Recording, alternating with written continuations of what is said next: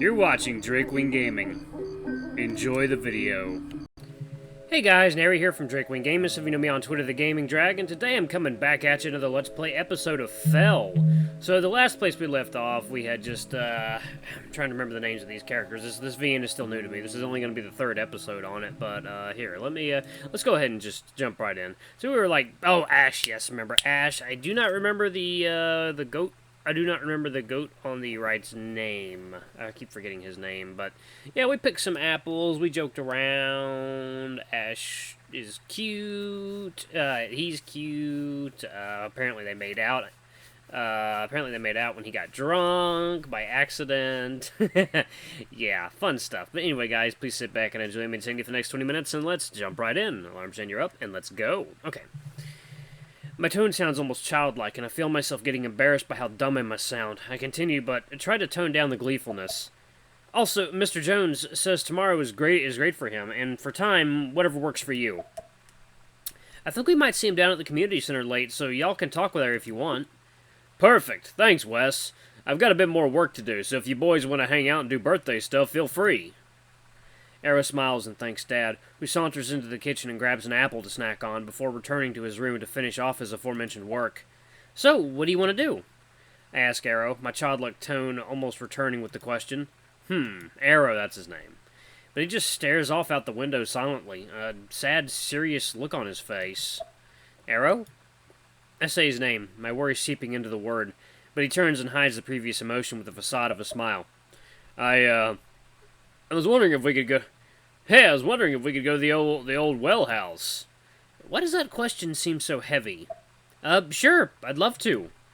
I try to push back my worries and convince myself that I'm just imagining things.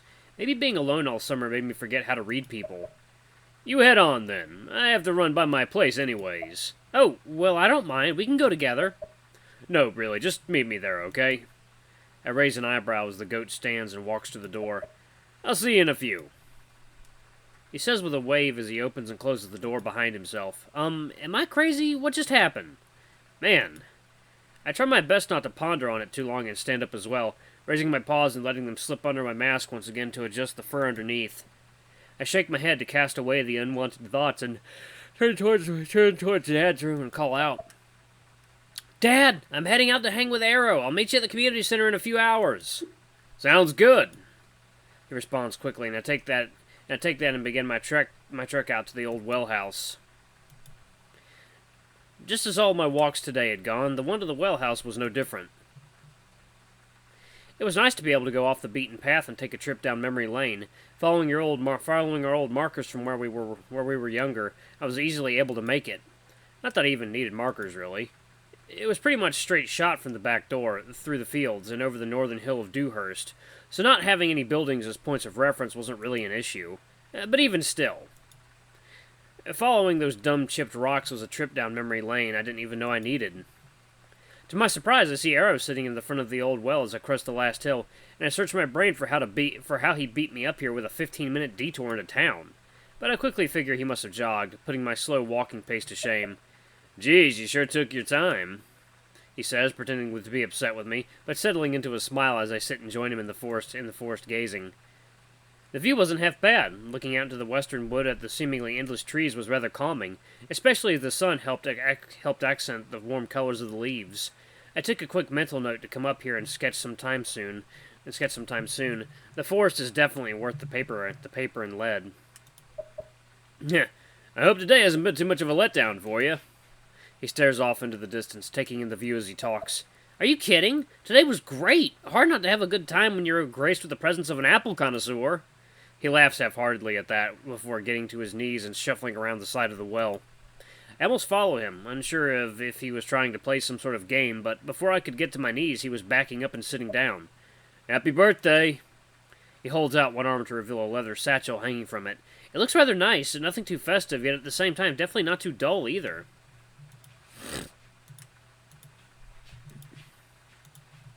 I take it from him and let my fingers run over it, tracing the curves and bezels, feeling the craftsmanship that went into it. My lips part to thank him, but before they can, he continues. Open it! I indulge a little laugh and unbutton the flap to find the words engraved on the inside. For my best friend in the entire world, AJ. My face gets a little hot and my lips curl into a smile as another chuckle escapes me. I haven't called him AJ in years. That was back before I started wearing the skull again. My face fades into an almost mournful frown at the thought of us being boys again.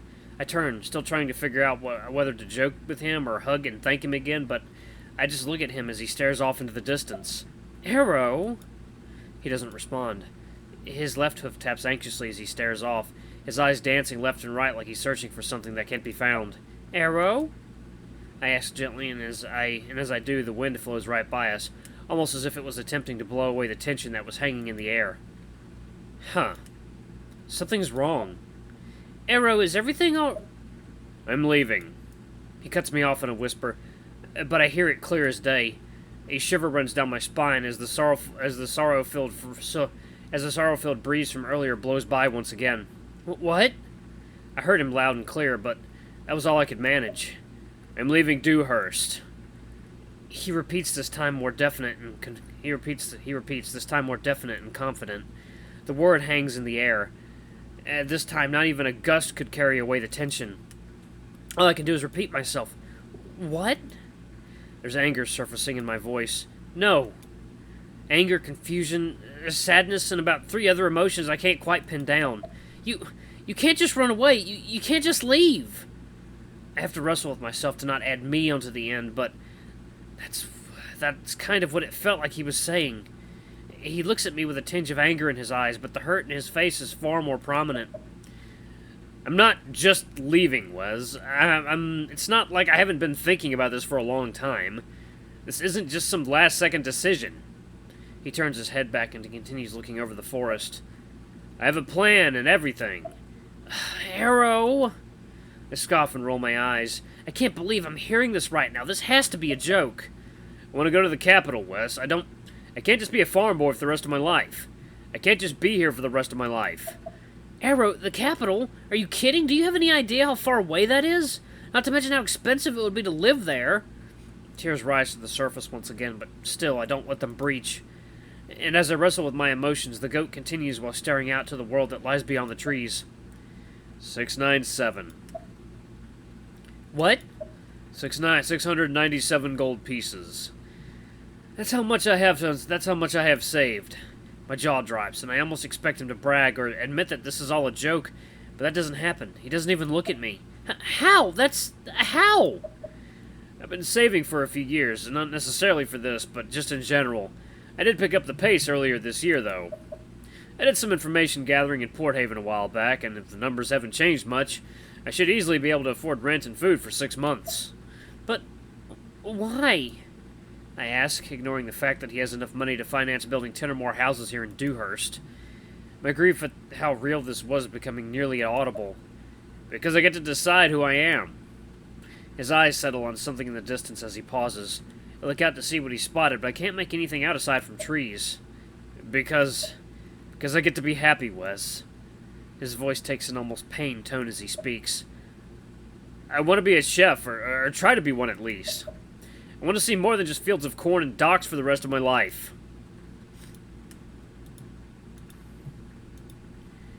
My body shakes lightly as he talks. His words in a weird way almost feel liberating. But at the same time, it feels like they're suffocating me. Why is he doing this to me? Couldn't this have waited? I search my brain for something to say, and now my eyes glancing back and forth over the trees, hoping that they might hold some sort of answer as they seem to have for the goat. But before I can find it, he speaks, his voice careful yet determined. I want you to come with me. I waited all summer for you to come down. I can't help but laugh at his words. What? Does he need a cheerleader or something? I'm serious. I can be a chef, and you can sell your art. I'm confident it'll work. You're the best artist I know. I'm sure you can make a killing, man. Hero, I say in disbelief, his name being the only thing I can think to say, but the way he reacts tells me I should have thought harder. Can you fucking stop with that? I'm not crazy, he says, standing and taking a few steps away, though my eyes just remain on the trees, not wanting to risk looking at him and breaking down. He turns and speaks again. I'm not crazy. I know I'm not as smart as you, but that doesn't mean I'm an idiot. I put my head between my knees as he talks, trying to process how I feel. I'm leaving today. I feel like I'm going to die. He pauses and I can almost hear him calculating. Are you coming? The question hangs for a moment as I search for anything to say. I need more time. This is too sudden. I don't know. Please, I need more time to think. Like I said, I've been waiting for you all summer. I'm tired of waiting, Wes. I'll be at the docks tonight. Hopefully that's enough time for you to figure it out. He just stands there, staring at me as I wage war with myself, fighting to not start whimpering and sobbing. I want you to know that you're one of the only things in this town that really, truly matter to me. And I'm gonna miss you a lot. And just like that, before I can get myself together enough to say goodbye, he leaves. And right as I stop being able to hear the leaves crunch under his hooves, I lose the war, and the tears run free. I try my best to stop, to just think and process, but I can't. I feel sick. My eyes close, and suddenly I find myself hugging something, rocking back and forth as I try to slow my tears. I want to look at the trees again. I want to look at anything but the back of my own eyelids, but my eyes won't budge no matter how hard I try. They just stay locked shut as I sob, and soon I lose track of how long it's been. My mind gets hazier and hazier, and I feel myself slip away into a different kind of darkness. It's always the same every time. I know where I am. The well house. I can feel the trees surrounding me, hiding in the dark distance, as their whispers carry on the wind. They're mocking me. My eyes settle on the well. I briefly wonder how deep it goes before my legs carry me to it. I know what comes next. How could I not? I feel reality warping around me. Everything is slow, yet at the same time blindingly fast. My body teeters forward, but jolts and stops at an impossible angle, almost like someone was holding me by the collar of my sweater. It just holds me there. I feel fear and dread creep all over me, burrowing into my fur. I want to ask if someone is there, but my voice is gone, and before I could try and turn to catch a glimpse of whatever was holding me up, it lets go, and I fall. It felt like I was drowning, like something was pulling me deep underwater. My paws flail wildly to try and find purchase on anything, but all they find is slick and ungraspable stone. Air. Air. I need to breathe. I need...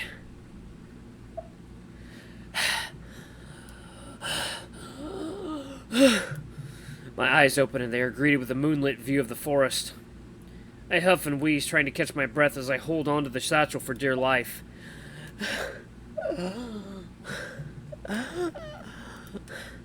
I think I'm still crying, but my tear-soaked cheek fur, which was sticking to the inside of my mask, made it hard to tell. I try to imagine the trees in the distance as lines, another exercise I used to try and calm down sometimes, and while I do it, I try my best to process. Arrow. He's leaving. I want to scream, but I fight the urge as I push against the ground awkwardly, doing my best to stand up. My arms stay locked around the satchel, and another urge comes over me. I don't resist this one, and let emotions out by throwing the gift to the ground. The bag slides a foot or so on the grass, but something inside shoots out a few more feet. My already erratic breath wavers as I step forward to see what popped out. A leather-bound sketchbook. The simple design it bore was similar to that of its previous container. Without even thinking, because I know I can't handle it, I just pick it up and slip it back into the satchel. My arms are up around the gift, and my brain repeats what it knows. Arrow is leaving. I don't want to think about it. I don't want it to be true. Even though the majority of today was amazing, I don't want it to be real either. My eyes stare off down the hill towards the shortcut back home, and then my heart shudders as I realize I have no idea what time it is, and my head whips up to locate the moon.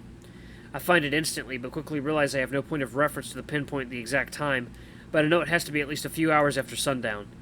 I wonder how long I was crying before my body just sent me to sleep. The thought quickly gets replaced with the realization that I'm still exhausted despite technically resting.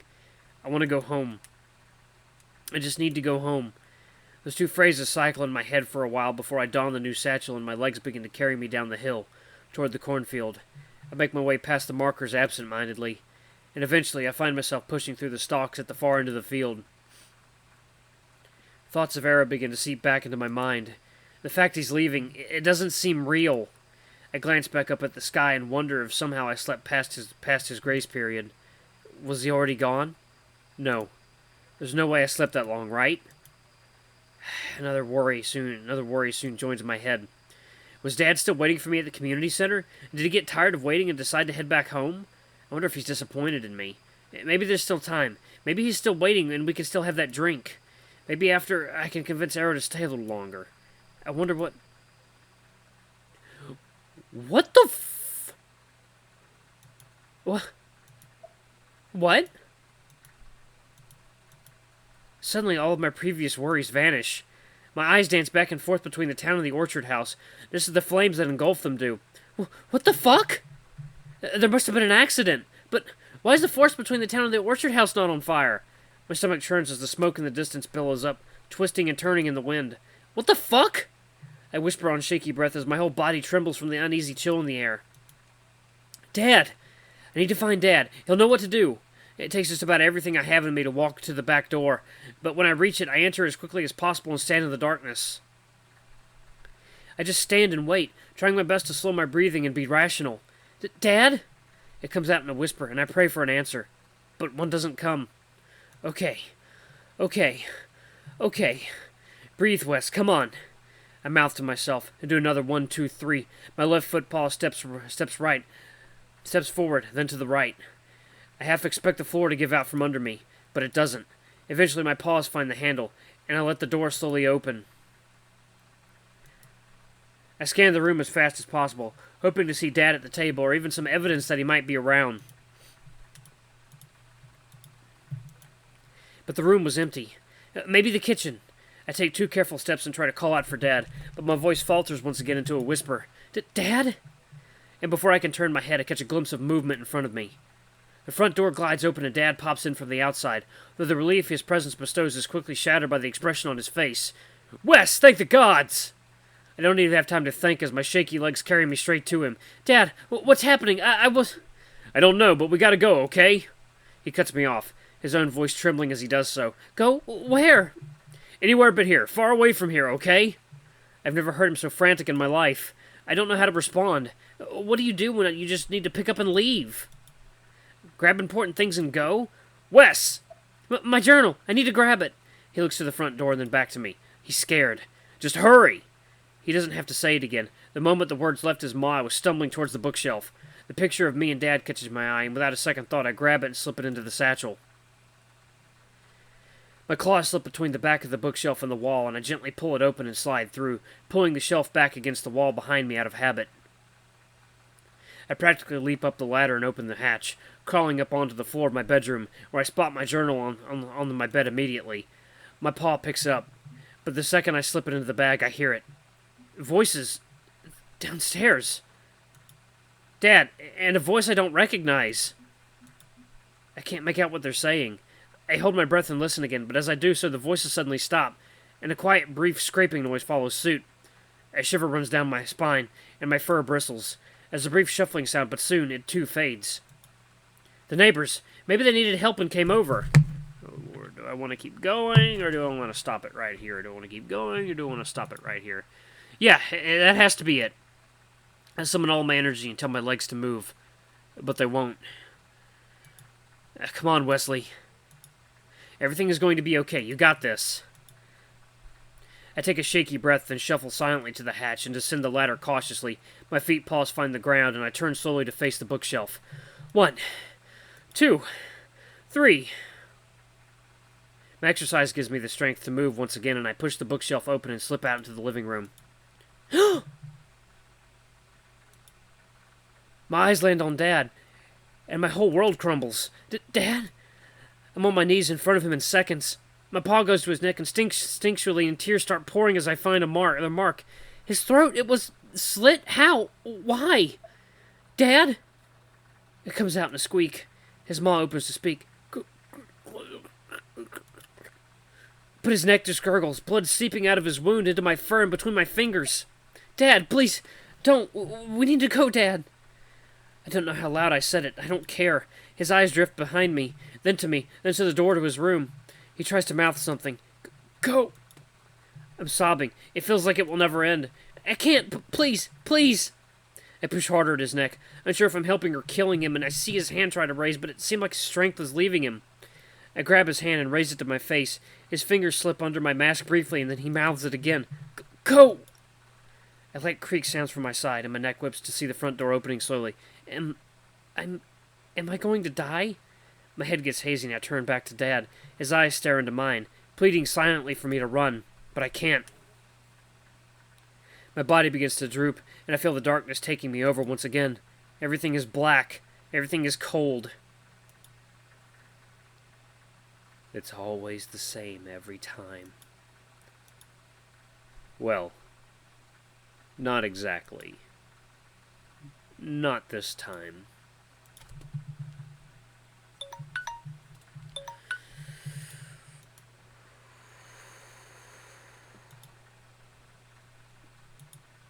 Guys, I'm gonna pause it right there. This took a fucking turn. Wow, that is dark. Oh, I didn't expect so much to happen in one episode. Not much filler so far, I can tell you that. Alright, guys, this is bad. Alright, guys, alright, hope you guys enjoyed the video. Please don't forget to like, comment, subscribe, ring that notification bell, leave a super thanks or a tip if you can, it always helps. Until the next video, I love you all. I'll see you next time. Bye-bye!